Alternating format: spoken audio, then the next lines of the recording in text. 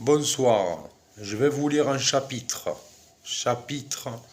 d'un livre, Stephen King, Richard Chizmar, Gwendy et la boîte à boutons, livre de poche. Chapitre numéro 12. Tu avais les yeux braqués sur moi, déclare Olive, la voix calme, mais le regard brûlant. Je ne sais pas comment tu peux dire que tu ne m'as pas vu. Je ne t'ai pas vu, je le jure.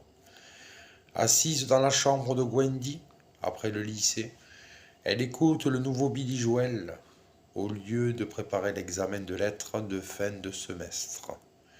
De toute évidence, à présent, Olive est venue chargée de ce qu'elle aime appeler des soucis.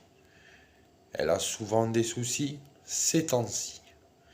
J'ai du mal à te croire. Gwendy écarquille les yeux. Tu me traites de menteuse. Pourquoi est-ce que je passerai devant toi sans te dire bonjour? Merde. Olive hausse les épaules, les lèvres pincées. Tu ne voulais peut-être pas que tes super copains sachent que tu traînes avec d'autres humbles élèves de seconde. C'est idiot. Tu es ma meilleure amie. Tout le monde le sait. Olive lâche un rire et évoque un aboiement. Ta meilleure amie?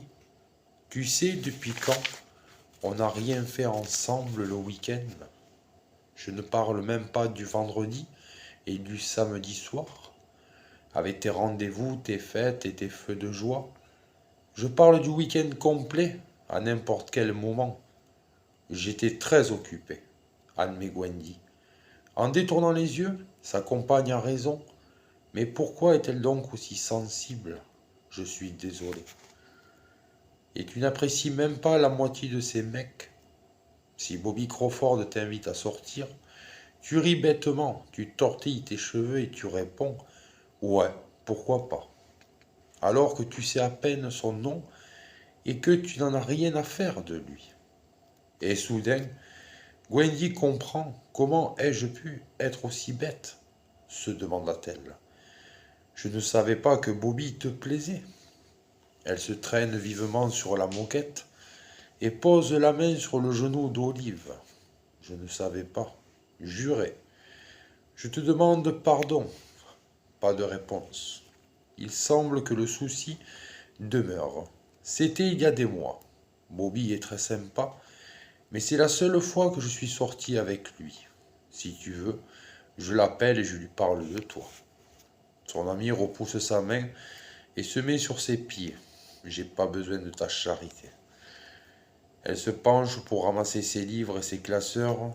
Ce n'est pas de la charité. Je me disais juste, c'est ton problème, ça. La coupe, Olive, en s'écartant à nouveau. Tu ne penses qu'à toi. Tu es égoïste. Puis elle sort de la chambre à grands pas et claque la porte derrière elle.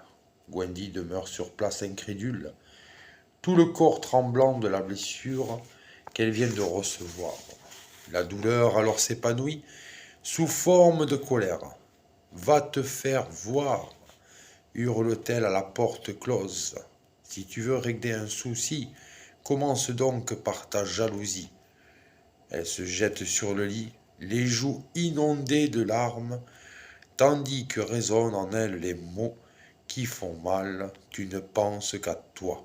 Tu es égoïste. Ce n'est pas vrai, chuchote Gwendy. À la chambre vide, je ne pense aux autres. J'essaie d'être quelqu'un de bien. J'ai commis une erreur avec le Guyana, mais j'étais... 3 petits points. Je suis tombé dans un piège. Et ce n'est pas à moi qui a empoisonné tous ces gens. Ce n'est pas moi. Sauf que d'une certaine manière, c'est elle. À force de pleurer, elle finit par s'endormir et rêve de nounou apportant à de très jeunes enfants des seringues emplies de morts délayées dans du soda. Chapitre 12. Stephen King, Richard Chizmar, Gwendy et la boîte à boutons. Livre de poche. Allez, salut tout le monde. Tchuss.